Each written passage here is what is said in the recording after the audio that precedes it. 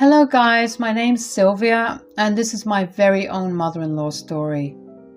Ever since I started dating Matt, my now husband, I knew that I would end up writing here. Why? Well, his mother Betty has been a witch to me from the very beginning. God, this woman is absolutely horrible. I don't know how I managed to tolerate her for so long. She is a big pain in the ass and doesn't even want to change herself.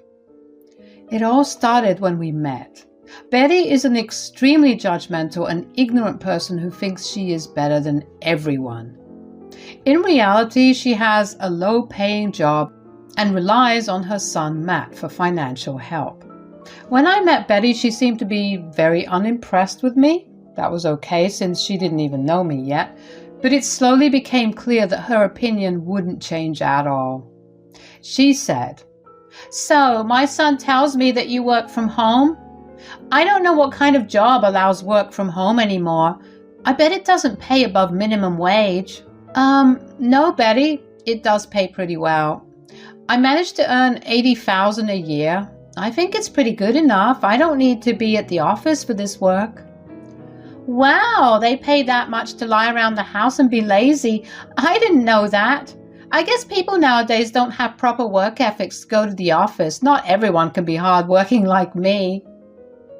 Her words and her tone were dripping with judgment.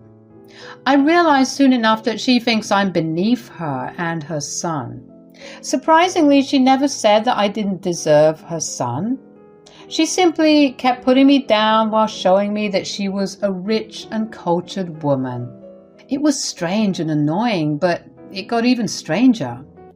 She said, "What about your parents, Sylvia? Do they live around here? I never heard your surname in these parts before. It's very strange since I know everyone here." "They're not from around here. They live in a different country altogether. I moved here for college when I was 18. I have been here since then." "Oh my God, so now you're telling me that you are an immigrant. I didn't know that, Sylvia. I hear that life is very difficult in third world countries. I hope your parents are getting by fine. Do you help out?" "No, I don't need to. They manage on their own. I do send gifts and stuff sometimes." "Of course you do, Sylvia. Not everyone around the world gets to enjoy high-quality goods. Let me know if they need anything. I can always help out. I know how exciting it is to get nice gifts. Maybe I can send them some of my own." Guys, I was entertaining her bullshit for a while, but it was starting to get to me. Betty, just out of the blue, assumed that I came from a poor family and my parents don't have much money. I guess my simple looks and old car threw her off. We met at a carnival instead of an upscale restaurant, which might also have influenced her opinion, but it was Matt's idea to meet her. He said that she loves carnivals. Even if I didn't look rich, the stuff Betty was saying was downright low.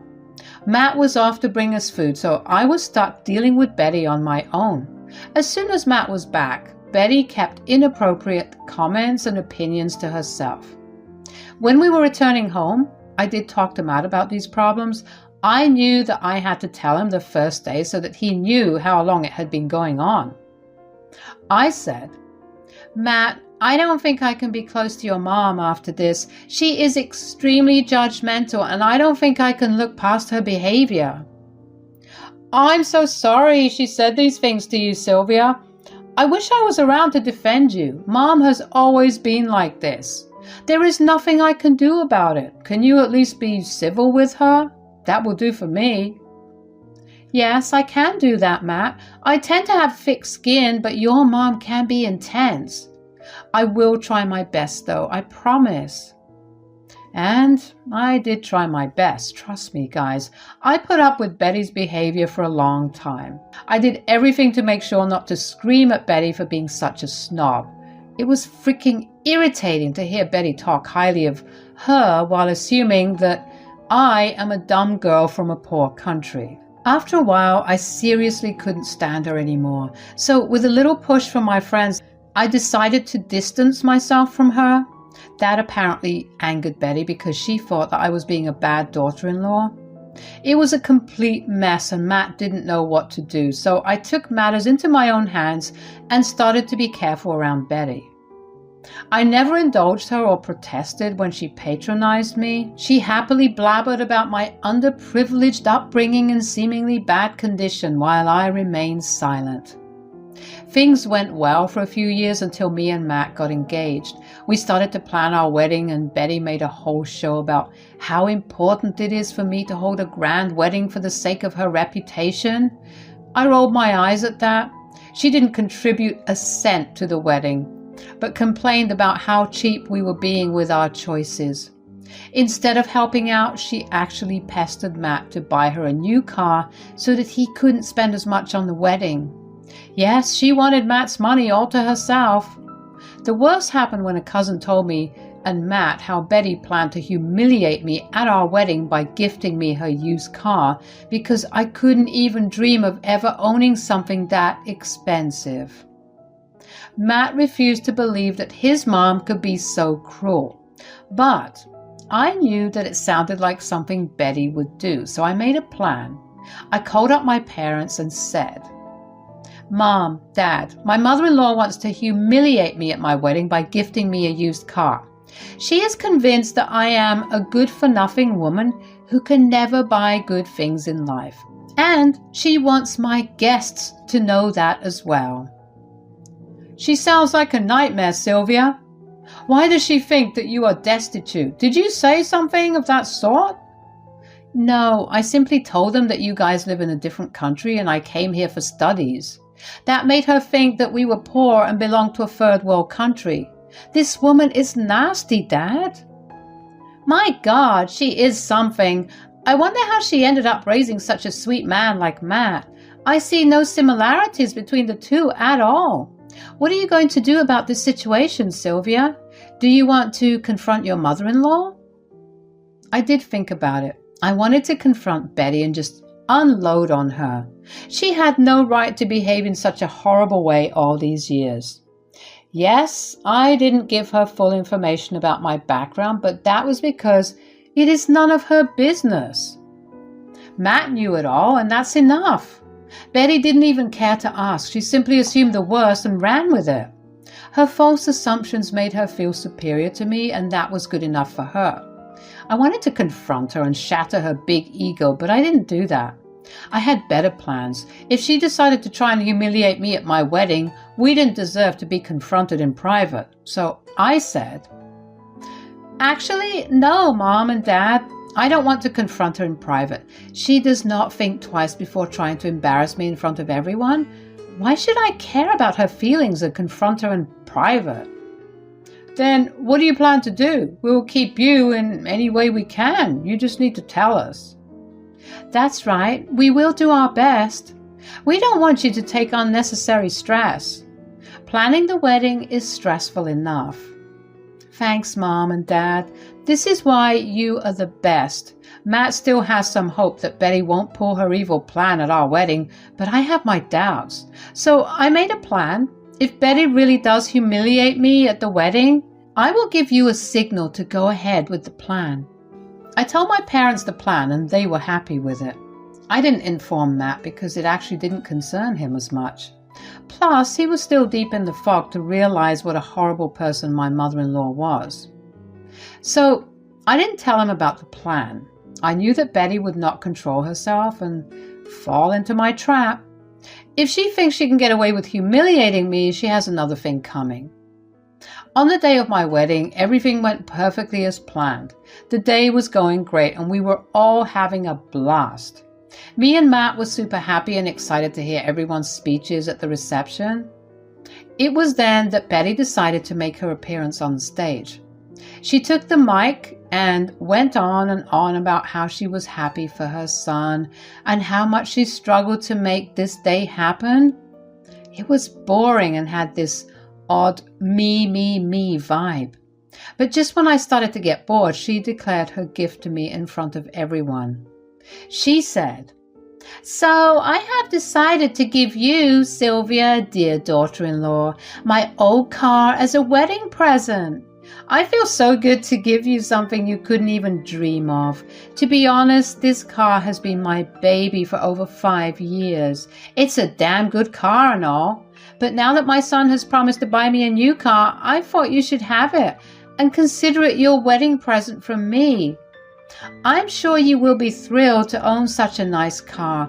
I think I can say for sure that I gave you the best gift of everything that you have received from your family. It's just to show you how much I appreciate you. I hope this gift can be a reminder of how generous I am when it comes to family.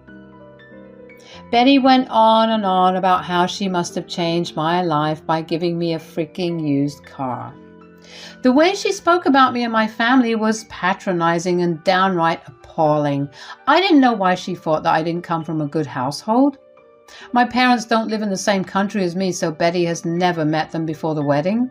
Because I don't tell people details about my family, Betty automatically assumed I belonged to a poor family from a third world country or something. I could see that the majority of the guests were getting uncomfortable with Betty's speech. As I said, she is an extremely uninformed and horrible woman. Even Matt looked really ashamed of his mother and gave me an apologetic look from time to time. I gave his hand a squeeze to tell him that I had things under control. Betty wouldn't get away with humiliating my parents.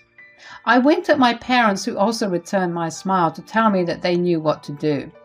It was going to be showtime. As soon as Betty was off the stage after her ridiculous speech, my parents took the stage after her. They said some great words about us that brought tears to our eyes. Next, they said something that wasn't supposed to be broadcast to everyone, but the situation warranted it. They said, "So, we have been wanting to visit this country to meet with our son-in-law and his family for a very long time. Unfortunately, due to our business, it was difficult to make any plans. We are glad this wedding gave us the opportunity to meet everyone. We really love being here and making sure that our daughter is in the right hands. This wedding will be on my mind for a very long time. After all, it's my only daughter's wedding." Now, since we're already discussing wedding gifts on stage, I guess we should reveal our little gift to you guys too. We are not sure what's the norm here, so I didn't know if it would be appropriate to declare our gift in front of everyone. Oh, it's not a problem at all. We would love to know what you're giving your daughter as a present. There is nothing to be shy about. We have gifts according to our own financial situation. I'm sure no one here would mind or judge a gift from loved ones. Betty thought she was being smart by casually hinting to everyone that my parents were ashamed to reveal their puny little gift in front of everyone. She was trying to be a patronizing little witch, and it was pissing me off. But Betty had no idea how embarrassed she was going to be after my parents revealed their gift. I already knew what they were giving me, but I told them not to talk about it at the wedding. I didn't want Betty to feel like my parents were overshadowing her gift, but after I learned and saw Betty's outrageous behavior, I told my parents to tell everyone what they were giving me, and they agreed. By my dear mother-in-law's insistence, of course. They said, "Thank you for the confirmation, Betty. I see that this is a loving and caring community. No one here really judges people at all. It's so nice to see that after such a long time." Yes, now since people here don't mind sharing details on their wedding gifts, we feel comfortable talking about it too. So me and my husband are really excited to disclose our wedding gift to this wonderful couple who got married today. For my sweet daughter and her amazing new husband, we are giving you guys a new mansion in this area. We found out that a great mansion here was up for sale, and we decided to get it for our one and only daughter. Sylvia and Matt, we really hope you like our gift. Come on, dear. We shouldn't just keep them hanging after this. Guys, we also decided to give you a check so that you can remodel the house and add your favorite furniture to it too. You know, we wanted you guys to have a good start to your married life, so it felt right to give you the whole package. I hope you like your gift. As soon as my parents said this, Matt and I expressed our sincere gratitude towards them. Our guests also cheered and applauded their generous gift since no one was expecting it. And everyone knew what mansion they were talking about. Let me just say that it costs about $500,000. And the check was for another $20,000 so that we could get the house furnished as we liked. Matt wasn't expecting that, so he was super happy. However, his mom, Betty, looked extremely embarrassed and was even looking down at her feet. It was glorious to see Betty get a proverbial slap across her face. If you think that the fun ended there, you are wrong. Betty is one of a kind. This woman had the audacity to walk up to us and express her disappointment at my parents' gift. You would think that she finally got beaten down. Well, it turns out she's just utterly shameless. She pulled us aside after the speeches and said, "That was extremely inconsiderate of your parents, Sylvia. I am embarrassed and appalled at their behavior today." "What do you mean, Betty? My parents have been nothing but kind to everyone here, including you. What is the problem?" "You are asking me what my problem is? Well, your parents should have some etiquette and not declare their gift in front of everyone. They intentionally flashed their money and made everyone feel poor." Betty's words brought out a big laugh from within me. Seriously, guys, I couldn't help but laugh at her ridiculous words. Now, she was accusing my parents of flashing their wealth. I said, "I don't know what you're talking about, Betty. You were the one who told them that they can declare their gift in front of everyone. They just did what you did before them. How did they suddenly become inappropriate?" "Well, they knew that their gift would overshadow everyone, and it even made me look embarrassed.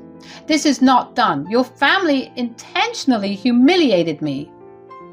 "Isn't that what your plan was, Betty?" "I knew and heard what your plan was. I knew that you wanted to embarrass me and my parents by bringing up your gift and hinting that I am not rich enough to afford good things." "Are you accusing me of insulting you today, Sylvia? My God, just because I'm a poor woman who can't give you a good gift, you are intentionally humiliating me. Matt, are you hearing this? Look at how ungrateful your wife is." "What do you want me to say, Mom? Sylvia is right. You did start this shit show first. I heard what you said during your speech. You tried to humiliate my wife and her family, Mom. Don't try to turn the narrative now. You knew what you were doing, weren't you?"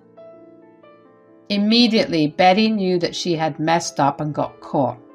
Now her own son was throwing questions that she couldn't answer truthfully. She didn't have to, though. Everyone at the wedding knew how inappropriate Betty's speech was, and they now saw Betty for who she was. But Betty still decided to play the victim card. She said, "Matt, how can you say that to your own mother? It's not my fault that Sylvia lied to me and didn't tell me that her parents are rich. I bet she was waiting for this day when she would get to one-up me in front of everyone." "Don't you dare put the blame on my wife, Mom. She never said that her parents were poor. You were the one who assumed it, and we know from a cousin that you planned this speech to humiliate Sylvia today. There is no use lying or putting blame on others." "Okay, fine. I shouldn't have done that. But Matt, what Sylvia's parents did..." At this point, I saw that Matt had enough of Betty's bullshit. I was already exhausted with her, but seeing Matt get mad at his mom was awesome. But what Matt said next surprised both me and Betty. He said, "Stop it, Mom. What you have done today was extremely embarrassing. I should have seen this coming since you kept picking on Sylvia every chance you got. I feel like I failed as a partner to her. But I won't allow this anymore. You can keep your goddamn car. My wife doesn't need your charity, and I am not buying you a new car either." "What? Matt, why are you behaving like this? Why should I be punished? I know I shouldn't have made that speech, but I don't deserve so much hate. I'm your mother, Matt. You should side with me. I don't deserve to lose my new car." "That's all you care about, Mom. Money and material things. I have been an ATM to you for a long time now. You go around showing off your borrowed wealth and make people feel bad about themselves. It's time you live your life according to your financial standards. I am not helping you out anymore. In fact, I think me and my wife would like some space from you. Don't expect much communication from us from now on. We will be going no contact with you." Guys, Matt stunned the hell out of us all. This was the first time I saw him truly stand up for me. I felt proud that I married the right man. I knew that already, but man, that was awesome. He didn't need any prompting at all. Everything just came tumbling out of his mouth. It was glorious, and Betty was shocked to her core. She immediately started to cry while trying to change Matt's mind. Thankfully, we were in a secluded spot where no one could see us. She did all sorts of begging and pleading, but nothing worked. Matt scolded Betty some more before dragging me away to the party. He said, "Sorry for this drama, Sylvia. I should have done this a long time ago. I really don't want to spoil our wedding, but this had to be done." "Are you joking, Matt? That was the best thing you could do today. I never expected this.